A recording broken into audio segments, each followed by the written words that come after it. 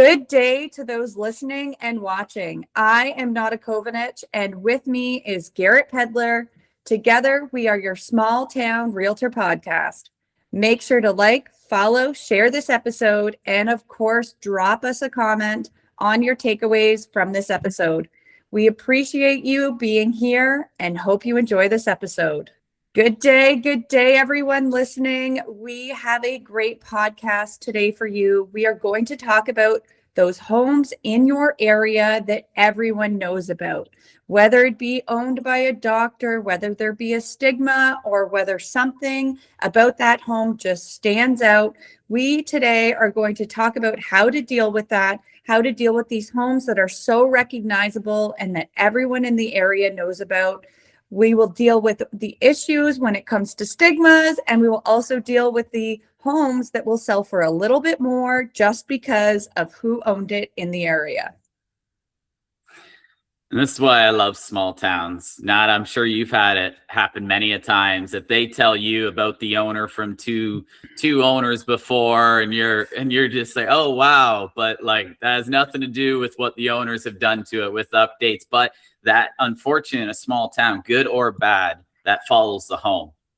It could be a home that people have admired for years. I know we have this one house north of us. It's just beautiful. The pond, the little creek around it. It's just absolutely gorgeous. The people maintain it. And it went up for sale. And everybody instantly, when you saw that first photo, you knew that home and how special the owners have made that home.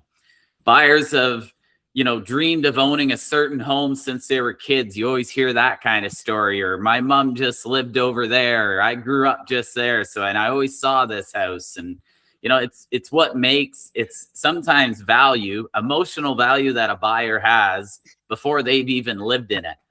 Now, that's the good side of it. There's also the bad side and the stigmas that you talk about, Nada. And unfortunately, those are very tough to get rid of and tough to detour around, even if it has seen extensive updates. And these are emotional connections that work in good and bad ways. Yes, we have so many different homes in our area that you either have a stigma or everybody in the area knows about it. You'll see a lot of times, I don't know about you in your area, Garrett, but it seems to be if a doctor bought one house, it continuously follows this routine of another doctor buying it off of the next doctor. And we've had some homes where it's been 3-4 doctors in a row that have continuously bought these homes. And even when I'm out with clients and we're looking at a home, like you said, it often we'll hear them say, oh, did you know Dr. So-and-so owned this home 5 years ago? And for some reason that gives that home a little more pizzazz, a little more something. But we also have seen it. You talk about a really well landscaped property and that home gets sold and people don't recognize that home looks so beautiful because they put so much work into it. And then you see those homes go into total distress where they don't continue with the landscaping. They don't continue with all of those things. And then they go to resell and it's a little bit harder at that point to sell a property that isn't the way it was. But then we come into the stigmas, and on the negative side and the harder side to deal with, we do deal with death and suicide and tough topics like that when we're selling a home. And in these small towns, when you're selling a home and there has been a death or a suicide or something difficult like that to deal with, the whole area, the entire community knows about that. And unfortunately, the only way to get those homes sold sometimes is to have it sell for a little bit less of a price. I've had my clients say to me, can you not disclose it? Well, in these small towns, you definitely have to disclose these things, even if it was, something that technically you don't have to disclose in these small towns to keep your reputation, to be able to make sure that people are still trusting you after purchasing these homes. We always disclose even those things that technically we don't have to. We do disclose it because we want to remain trusted. And even if it sells for a little bit less, we prefer to be honest and upfront, especially in these small communities. Well, and in a lot of small communities too, where I know we a lot of our business, 30-40% of it were double ending things. And so like word spreads like wildfire, and to do good on one person and bad on another, that is not how you survive in a small town. Being honest with everybody and letting them make their decisions, because one person, is a contractor and says, oh yeah, say it had some mold issues, and the person let it get run down, and the contractor buyer comes in and says, oh no, I can see they did the right things. You have a mold remediation receipt. That's a reputable company, and it's not a big deal. So, there's different ways of addressing these things. And what, some people, if somebody's lived in a mold house before, there's nothing you could probably show them to alleviate those concerns. So it's finding the right buyer. And unfortunately, what can be tough in a small town is people saying, the truth being one thing and the story you're being told the other. And so it's, trying to, being from that small town, you probably know some facts, some stories. So it's asking the owner, hey, in your time, I heard this about the house. What have you experienced? And trying to, get the truth. And, if you have to do certain things like get a receipt from a reputable company because you as a local agent have a hunch, there's a great chance this comes up. What can I have in my back pocket to give assurance, make somebody feel better about that bad fact or story that you may hear about the home, to, protect your seller to get top price. And, it's being able to talk through those gossip stories and being able to tell them, hey, this is everything I know. And once again, here's a receipt from a reputable company for this and for that. This is what's actually going on. Have a home inspection, verify it yourself, and, helping them separate perception and reality, and making everybody feel comfortable while telling the truth, being honest, and having the right paperwork to protect the value of that home. Sometimes we don't have paperwork when it comes to homes, and that's when we have a stigma, like say a divorce. I have ran into these homes where 3 buyers have been divorced after purchasing the property. So it became the divorce home. So how do you deal with a scenario like that? So you really, again, you have to reassure the couples, especially, that yes, that was the scenario. Yes, this home has had 3 divorces in the last 10 years, but it's not the home's fault. It's really not the home's fault. Unfortunately, these were the scenarios of what happens, and you get the neighbors. You're having your open house. The neighbors are coming through, and they're saying, "Oh, you think the next couple that comes through here is going to get divorced too?" And you're sitting there going, "Oh my gosh, it's not the house's fault. They've been getting divorced." So there are those stigmas too that you have to be very careful with, and you have to make sure that you're also reassuring your client, saying it's not the house's fault that this has happened to it many times. And then on the other end, you can get a receipt for a saging or something like that. Yeah, exactly. That's a good one. I'm gonna have to start using these saging rituals in these divorce homes. Yeah. And then you've got these homes where they sell for way more because of who owned it, whether it be, we had a property that I was selling a couple of years ago, and it was across the street from where Ryan Gosling lived at one point. And my client wanted me to make sure that was said in the video because they thought that was going to bring up the value of the home. It was actually in an old documentary on Ryan Gosling. So you've got those kind of things that can actually increase the value. So there's just so many different factors when you're playing with these properties and how they get viewed in the community. It's not always just the photos and the marketing that we do on it. It's also how we present these properties, because every house you sell has a story. Every single home has a story, and you need to make sure that you're making the story as accurate as possible and make it about the home, not who's necessarily lived in that home. Absolutely. And we really do hear everything, and it's the external factors, not just proximity to schools and shopping and that kind of stuff. But yeah, who's lived nearby and the neighborhood itself and that kind of stuff. But you're right. Every house has a story. And I really think, buyers all react to those stories differently. So trying to understand who they are. It's funny you said about doctors. I've actually had it with more engineers. I guess doctors are definitely in my area, but I've had a lot, maybe it's just who I've worked with, a lot of engineers, and they will buy engineers' homes. And, we don't, a couple of them I knew because I was double ending. I knew what the sellers did, and then I knew what the buyers did, and was like, that's hilarious. Engineers buying engineers' houses, but it's just, people taking value in how people treat their home the same way they treat their home. And, engineers are very, MacGyver-ish and, but good MacGyvering, and, just different things, very clean and everything, type A personality, and everything's in order. And, all the electrical panel is all, sketched out for where this line goes and that kind of stuff. So, it is funny, understanding who that buyer is, and, understanding what they find value in, to point out and make more importance of pointing out when you're showing them that home.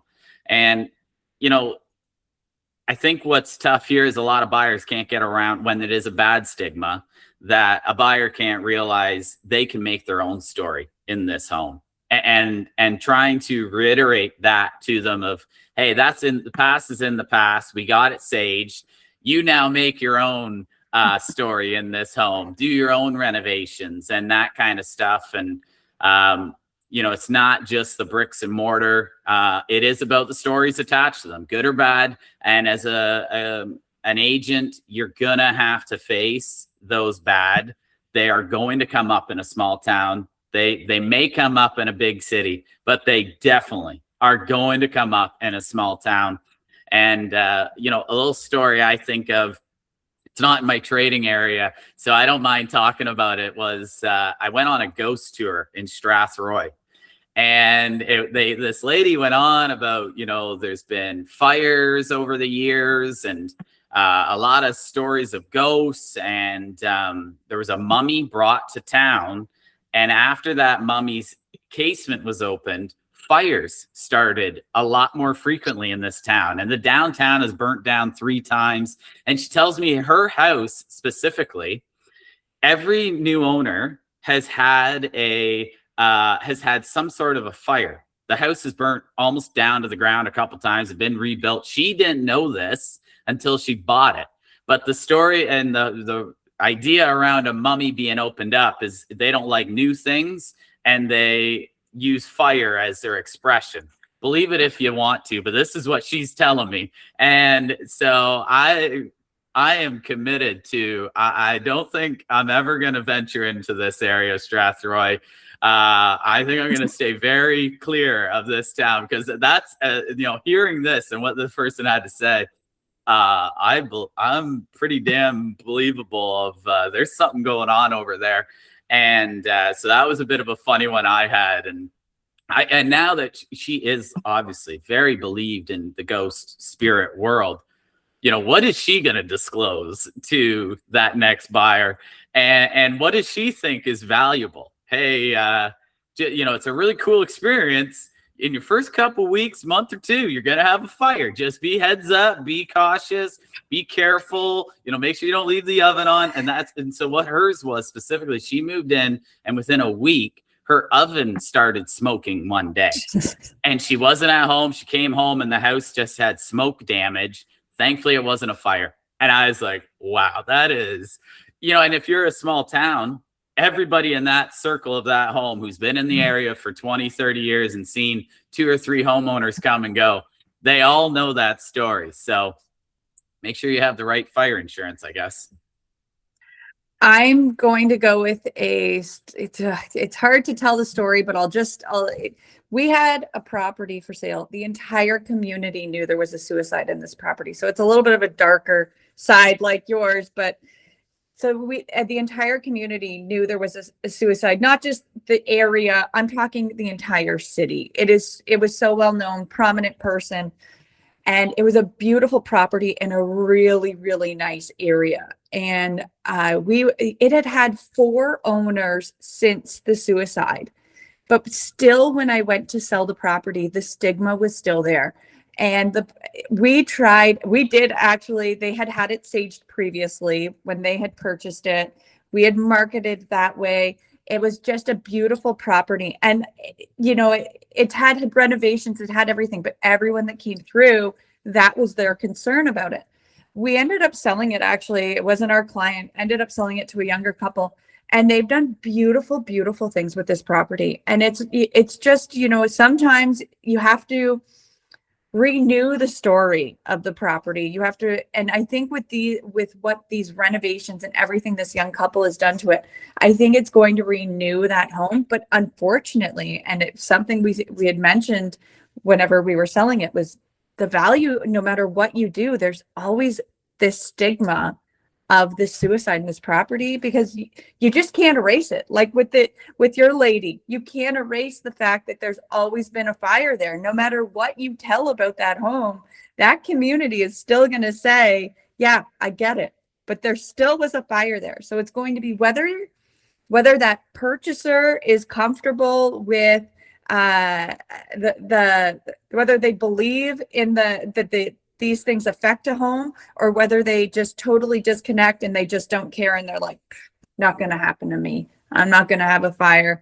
This unfortunate incident in this home, that's not going to affect me. That doesn't concern me. I'm more focused on the house and how beautiful it is and everything else. So sometimes you have to kind of revamp and renew the stories on these properties, but it can be such a difficult thing because so many people in the area knows about all these properties. Sometimes I'm even walking into a property and I'm sure this happens to you as well, Garrett. They know more about the house and the history on it than I could ever research. I mean, they know that, Johnny Smith was there when he was younger. And then after Johnny Smith sold it, it went to Michael Myers. It went to this person. And you're going, well, I got that it sold 5 years ago for 720,000 on here, but I didn't know all the way back, 50 years ago on every single owner and every renovation. They know the renovations when the septic was done 35 years ago, research that you couldn't even do as an agent. So I always find it's super interesting when I'm walking, because let's be realistic. You kind of sit there and go, am I not doing my job right? Like, how do these guys know all of these details about this property? And I'm walking in and I'm prepared, but apparently not as prepared as they are walking into that property. Yeah, no, that is, that's wild to hear 4 owners and that story still. So this must have happened 20, 30 years ago. Like, couldn't have been that long ago. It was about 15 years ago. It was about 50, and it had just multiple owners. It just changed hands really often. And no fault of the home yet again. It was just a lot of people would move into that area for a certain job that was a temporary job, and then they'd sell and they'd move out. And one bought it as an investment. I mean, the home was quite expensive, and they realized that it wasn't really the right type of investment to rent. It wasn't a home you should be renting in the area. So the poor home, 15 years, a lot of turnover, but it was a beautiful property.